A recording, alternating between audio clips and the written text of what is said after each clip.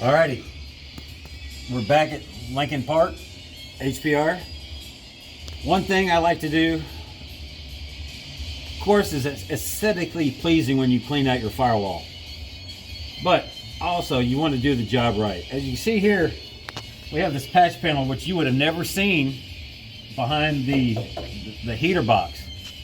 This is a whole bunch of fiberglass. Right here is clean metal.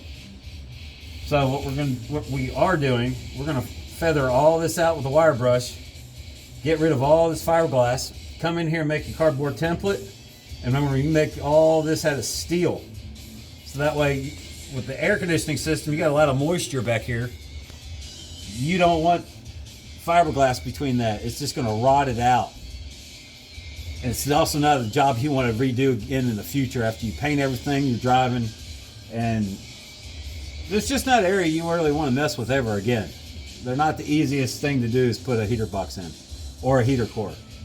So stay tuned. We'll make some more videos in the future. If everybody wants to give me a thumbs up or something, I don't know how this shit works, but you shoot me a line.